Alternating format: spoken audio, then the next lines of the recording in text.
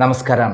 ഈ അടുത്ത കാലത്ത് CPM-ലെ പ്രമുഖരായ നേതാക്കൾ, പ്രത്യേകിച്ച് AK ബാലനും അതേപോലെ സജി ചെറിയാനും കൂടാതെ പിണറായി വിജയൻ വലങ്കയ്യായി പ്രവർത്തിക്കുന്ന വെള്ളാപ്പള്ളി നടേശനും ഈ മൂന്ന് പേരും കൂടെ നടത്തിയ പ്രസ്താവനകൾ കേരളത്തിൽ BJPക്ക് അനുകൂലമായ തരംഗമുണ്ടാക്കുക എന്നുള്ള ലക്ഷ്യത്തോടും മുസ്ലിം ക്രിസ്ത്യൻ വോട്ട് ധ്രുവീകരണമുണ്ടായി UDF-ൽ പോകട്ടെ എന്നുള്ള ലക്ഷ്യത്തോടു കൂടിയാണ് നടന്നിട്ടുള്ളത്.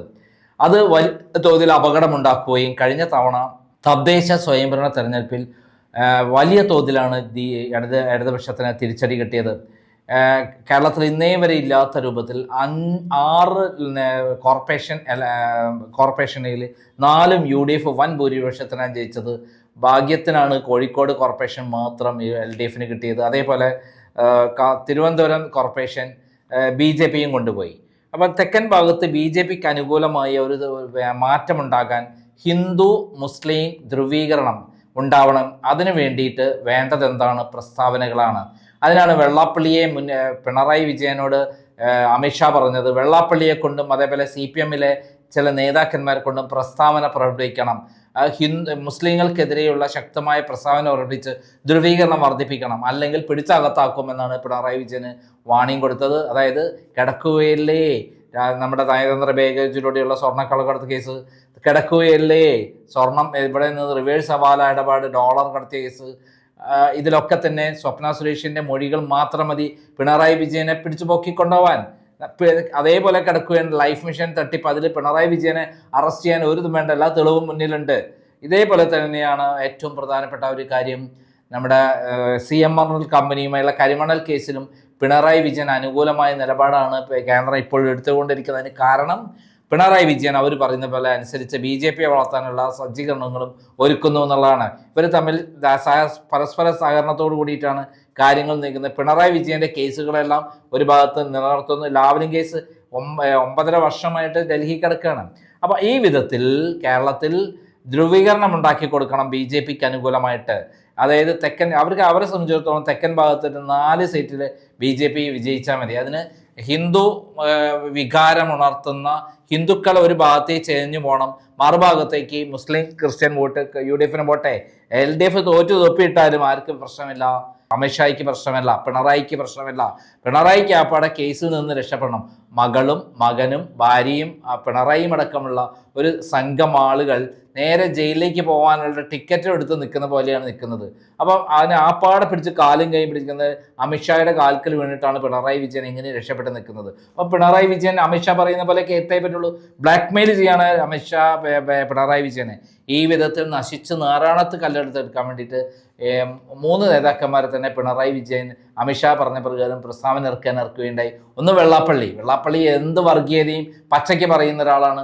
മലപ്പുറത്ത് പോയി ഹിന്ദുക്കൾക്ക് യാതൊരു രക്ഷയില്ല എന്ന് വിളിച്ചു പറഞ്ഞ വർഗീയ കലാപത്തിന് സമുദായ വേർതിരിവിന് വേണ്ടി പ്രസ്താവന ഇറക്കിയ ആളാണ് അദ്ദേഹം. വീണ്ടും ഈ അടുത്ത കാലത്ത് ഇറക്കി, ഇതേപോലെ തന്നെ വീണ്ടും ഇറക്കി. ഇവിടെ ഹിന്ദു മുസ്ലിം ക്രിസ്ത്യൻ വേർതിരിവുണ്ടാകുക എന്നുള്ള ലക്ഷ്യത്തോടു കൂടിയിട്ടാണ് വെള്ളാപ്പള്ളി ഇത്തരം കാര്യങ്ങൾ പറഞ്ഞത്. വെള്ളാപ്പള്ളി എന്നോ പിടിച്ച് അകത്താക്കേണ്ടതാണ്.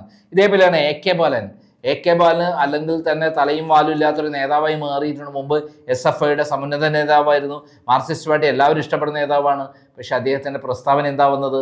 അദ്ദേഹം അതേപോലെ പിണറായി വെള്ളാപ്പള്ളിയേക്കാൾ ശക്തനായി പ്രസ്താവന ഇറക്കി. ഹിന്ദു മുസ്ലിം ക്രിസ്ത്യൻ വേർതിരിവുണ്ടാക്കാനും ഇവിടെ ധ്രുവീകരണം ഉണ്ടാക്കാനും വേണ്ടിയിട്ടാണ് അത്തരം കാര്യം ചെയ്ത് വെള്ളാപ്പള്ളിയെ സപ്പോർട്ട് ചെയ്തുകൊണ്ടുള്ള AK ബാലൻ്റെ പ്രസ്താവന വന്നതിന് പിന്നാലെയാണ് എല്ലാവരെയും ഞെട്ടിച്ചുകൊണ്ട് സജി ചെറിയാൻ പറഞ്ഞത്. കാരണം കാസർഗോഡും മലപ്പുറത്തും മറ്റുള്ള കോഴിക്കോടും എല്ലാം അവിടെ നിന്ന സ്ഥാനാർത്ഥികളെല്ലാം മുസ്ലിങ്ങളാണ് എന്ന് പറഞ്ഞുകൊണ്ട് ഒരു സാധനം, അതായത് മുസ്ലിങ്ങളെ വേർതിരിച്ചുകൊണ്ട് മുസ്ലിങ്ങൾ ഇവിടെ ഭയങ്കരമായിട്ട് വർഗീയത പ്രവർത്തിക്കുന്നു എന്ന് പറഞ്ഞ് അങ്ങനെ ഒരു ധ്രുവീകരണം ഉണ്ടാക്കാൻ വേണ്ടിയിട്ടാണ് അദ്ദേഹം ഇന്ന് ഖേദം പറഞ്ഞിട്ടുണ്ട്.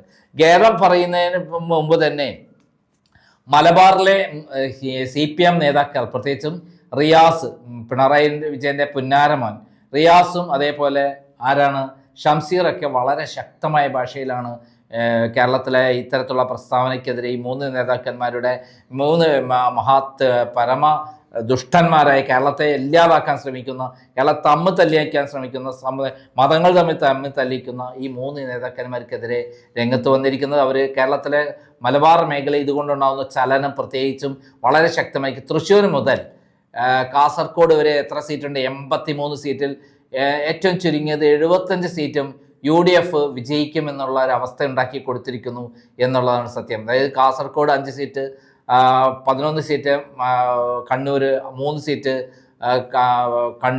വയനാട്, 13 സീറ്റ് കോഴിക്കോട്, അതേപോലെ പാലക്കാട് 12 സീറ്റ്, പിന്നെ നമുക്ക് തൃശ്ശൂർ 13 സീറ്റും. അപ്പം മൊത്തത്തിൽ 83 സീറ്റുള്ള സ്ഥലമാണ് ഈ സ്ഥലം. ഇതിൽ 83 സീറ്റിൽ ഏറ്റവും ചുരുങ്ങിയത് ഒരു 75-ഉം 80-നിടയിൽ സീറ്റ് UDF കൊണ്ടുപോകും എന്നുള്ള ഒരു അവസ്ഥയാണ് ഈ ഈ 3 പേരുടെ പ്രസ്താവന കൊണ്ട് ഉണ്ടാക്കിയിരിക്കുന്നത്.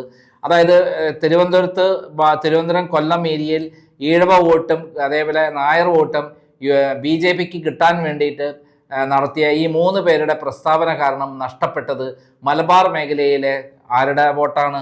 CPMൻ്റെ വോട്ടാണ്. ഇത്തവണ പാലക്കാടും തൃശ്ശൂരും അത്യാവശ്യം പിടിച്ചു നിന്ന സ്ഥലമാണ്. എന്നാൽ ബാലൻ്റെയും സജി ചെറിയാൻ്റെയും അതേപോലെ പിന്നെ വെള്ളാപ്പള്ളിയുടെയും പ്രസ്താവന കാരണം ഈ മലബാർ മേഖല തൃശ്ശൂർ മുതൽ തിരുവനന്തപുരം കാസർഗോഡ് വരെയുള്ള എല്ലാ സീറ്റുകളും ചിലപ്പോൾ 1-2 സീറ്റുകൾ മാത്രം കിട്ടാൻ സാധ്യത. എന്തിന്?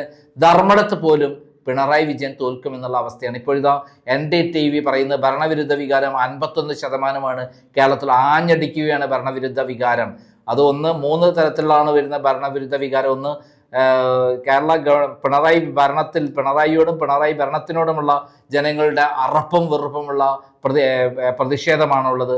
അതിൽ 51% എതിരാണെന്നാണ് പറഞ്ഞത്. ഇതേപോലെ തന്നെ ഏറ്റവും പ്രധാനപ്പെട്ട കാര്യം ഈ പറയുന്ന മുസ്ലിം ക്രിസ്ത്യൻ ഏകീകരണം കേരളത്തിൽ UDFന് അനുകൂലമായി മാറ്റിയിരിക്കുന്നു എന്നുള്ളതാണ്. അതായത് പിണറായി വിജയൻ എങ്ങനെയാലും മാറിയാൽ മതി, വിജയിക്കാൻ സാധ്യതയുള്ള UDFന് വോട്ട് ചെയ്യുക എന്നുള്ളതാണ് ജനങ്ങൾ ഉദ്ദേശിക്കുന്നത്. അതോടൊപ്പം തന്നെയാണ് ഏറ്റവും ശബരിമല സ്വർണ്ണക്കൊള്ളയുമായി ബന്ധപ്പെട്ട് ഏറ്റവും വ്യാപകമായ കൊള്ളയുടെ വിവരങ്ങൾ ഏറ്റവും പുറത്തു വരുമ്പോൾ അതിൽ കേരളത്തിലെ വിശ്വാസികൾ, ഹിന്ദു ആയാലും മുസ്ലിം ആയാലും ക്രിസ്ത്യാനിയായാലും വിശ്വാസികൾ ഒറ്റക്കെട്ടായി ഇത്തവണ UDFന് അനുകൂലമായി വോട്ട് ചെയ്യുന്നു. കാരണം ഭരണം മാറാൻ BJP വരാൻ സാധ്യതയില്ല, പകരം UDF ആണ് വരാൻ സാധ്യതയുള്ളതാണ്. അവർ ജയിക്കട്ടെ എന്നുള്ള നിലപാടെടുത്ത് വോട്ട് ചെയ്യുന്നു എന്നുള്ളത് മാത്രമാണ്. NDTVയുടെ ഏറ്റവും പുതിയ ഇതെന്താണ്? പിണറായി വിജയന്റെ ജനപിന്തുണ കുത്തനെ താഴേക്ക് ഇടിഞ്ഞു തകർന്നിരിക്കുന്നു. ഒറ്റയടിക്ക് ഗ്രാഫ് ഉയർന്നിരിക്കുന്നു. നിലപാടുകളുടെ രാജകുമാരൻ VD സതീഷിൻ്റെ ഉയർച്ച വന്നിരിക്കുന്നു. ഗ്രാഫ് അദ്ദേഹത്തിന് ഉയർന്നിരിക്കുന്നു എന്നുള്ളതാണ്. എന്തായാലും അടുത്ത ഇലക്ഷനിൽ മലബാർ മേഖല മൊത്തത്തിൽ UDFനോടൊപ്പം നിൽക്കുന്നു. ഭരണം UDFനാണ് എന്ന് നിസ്സംശയം പറയും. ഇനി ഇതിനെ മറികടക്കാൻ വേറെ ആറ്റം ബോംബേട്ടം വന്ന് പൊട്ടിക്കേണ്ടി വരും പിണറായി വിജയൻ. എന്തായാലും അങ്ങനെയൊന്നും ഉണ്ടാവാൻ സാധ്യതയില്ല. ഈ വികാരം ആഞ്ഞടിച്ച് ഓരോ ദിവസവും ശബരിമലയിലെ വാർത്തകൾ മാത്രം മതി പിണറായി വിജയനെ വേരോടെ പിഴുതെറിയാൻ. അതോടൊപ്പം ഭരണം വിരുദ്ധത എന്ന് പറയുന്നത് ജനങ്ങൾ ആഗ്രഹിക്കുന്ന ഒരു ഭരണമാറ്റമാണ്. അവിടെ ഇപ്പം UDF വരാൻ സാധ്യത ഉള്ളതുകൊണ്ട് മാത്രമാണ് UDFനെ ജനങ്ങൾ പിന്തുണയ്ക്കുന്നത് എന്നുള്ളത് വിശേഷത കൂടിയുണ്ട്. നന്ദി, നമസ്കാരം.